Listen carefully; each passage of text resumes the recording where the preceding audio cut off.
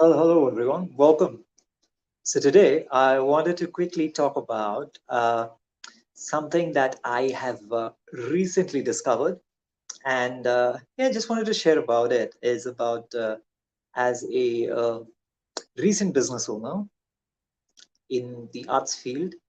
One of the things which really held me back was going from being a hobbyist to going and approaching your business like a pro. Now, what does that exactly mean? Well, a lot of us who ideally come from other fields and not generally business fields uh, tend to have our thing going on. Like I've got my music going on, so it's already there, and that's yeah, that's kind of what I do.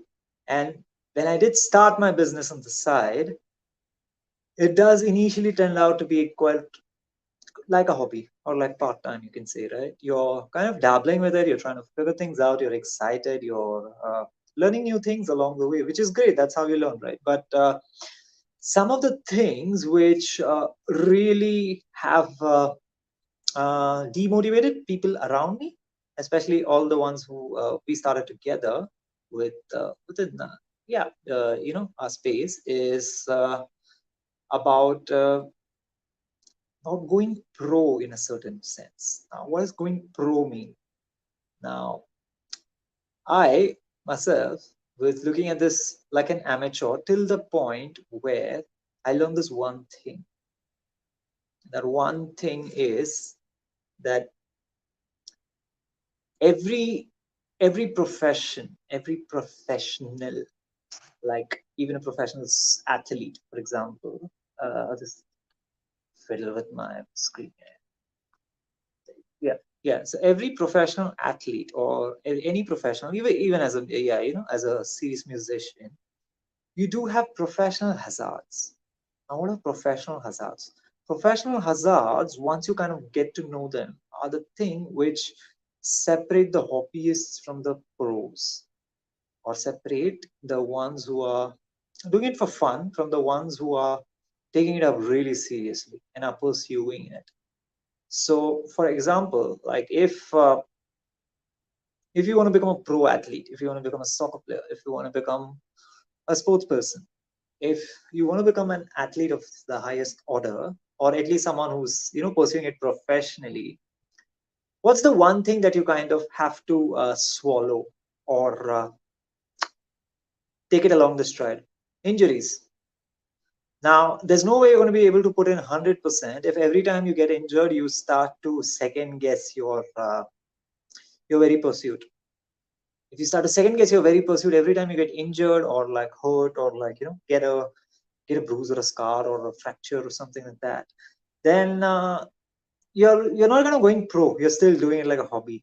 Now, what's the difference between a pro and a hobbyist is that they mentally just know that this is a professional hazard, that it's a part of soccer, it's a part of running, it's a part of their sport itself, that they are going to have bruises, they are going to have ligament tears, they are going to have fractures, they are going to have cuts.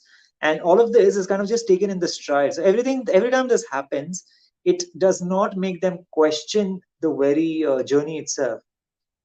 It's just seen as part of the stride. It's just part of the process. So this is the same thing which I kind of had to flip in my own mind when it came to generating leads as well for my business, for both of them, for the investment one and for the network marketing one. Is that when I started speaking with a lot of people, when I started telling myself that I'm going to go out and like speak to 1,000 people a month, how does that look like? In fact, I spoke to quite a bit more than that. It was like 100 people a day is what we had a kind of target, and yeah, like maybe one third of them reply back, and then you take it from there. But the whole idea of going pro was about, if you're especially coming in from a different field, is how brutal it is to take no's. how how brutal it is to take a no's, to be able to hear that someone's not interested in what you offer. And coming from the art side, especially for me, it was a very sensitive thing, because I uh, in my primary thing, that is my music, I express something very deep in me, right? So I'm very connected to the expression. So I'm very connected to the whole thing itself. But coming in here, yeah, it was a totally different ball game. It was totally different approach to everything. And yeah, as a business owner, you are bound to see a lot of no's, but then that's where the yeses lie. So I actually went on and told myself that I'm going to be able to take 5,000 no's. Why? Why am I going for 5,000 no's? Because I know for example, in my network marketing business, all I need to hit a legacy income worth of rank is 100 yeses, 100 teammates to join, 100 people to be part of my dream. I just need 100 yeses. So the question that I asked myself is, in order to so-called get my 100 teammates, in order to have this business set up in a way that it supports my music for the rest of forever, how willing am I to take the nose? And I put it like this. The answer is no matter how many no's come along my way, I'm going to be taking it, because it just does not matter. The thing in front of you is the dream in front of you is so much more valuable, is so much more clearer. And uh, what if you put the opposite into it? What if you tell yourself, what if you did not achieve this goal or this dream of yours? How shattered?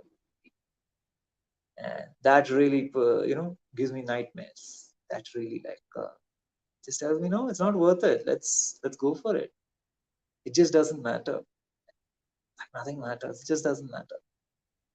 So when I start looking at the complete picture, that is the long-term vision of that, this business helps me support my music, helps me be able to set up the music show that I want, which is what I'm here for, which is my main purpose in life.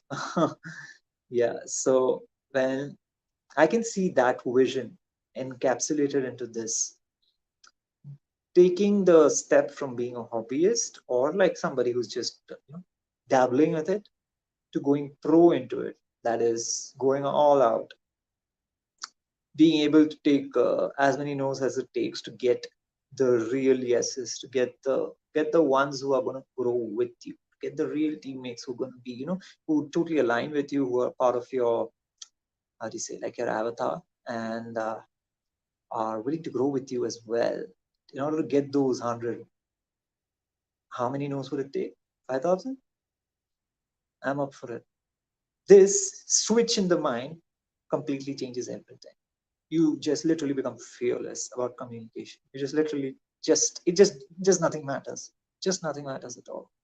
Because you're not looking at anybody as a potential yes. You're just not looking at it at all. You're just like going straight. That's it. You're just going straight. You are completely detached from the result, not in a very meditative way, though it does feel that way, but it's just that when you see the full goal together, and if it's hard for you to visualize it, I would really recommend maybe writing this down, drawing it out, and probably sticking it out somewhere in your bedroom or anywhere where you can see it each day. To just get that picture back, just get that bigger picture back, that it just doesn't matter, just does not matter. Nothing matters in front of this big goal that you've got. That is the switch I found in going, so-called pro from being an amateur or a part-timer or someone who's dabbling with their newfound business is the ability to take notes, to be able to just go ahead, move on, and just keep going towards what's necessary, what's where are the yeses, where are your ideal so-called teammates or customers, if you will, whatever is your field of work. So yeah, this switch I feel really stops a lot of people from proceeding, and it really made me want to share that is do not have inhibitions about sharing what you have to offer. Do not care at all how it is received or how it's felt, because what someone thinks about you is none of your business. It's in their head, it's happening inside of them. It's not happening in self at all. So that's kind of what I figured out, and I thought it would be a good idea to maybe share it. And those are a little bit of little tiny itsy bitsy words of wisdom for today, and I will see you soon. And yeah, if you're interested in what I do, yeah, apart from being a music composer, I'm a full-time music producer and music composer. Apart from that, I run uh, an investment company for artists, and I am a part of a beautiful high ticket offer, which is an amazing offer, especially for creatives like us who are, on our own, live in our own genius zone, live in our own ways, and do not want to be told what to do. So if you're interested in what I do, just get in touch with me, DM me maybe, and or visit my website, which you see everywhere, ticklemiwith.com. That's my artist name, and yeah, we take it from there. Yeah, awesome. I will see you soon in another live, and till then, I hope you do well.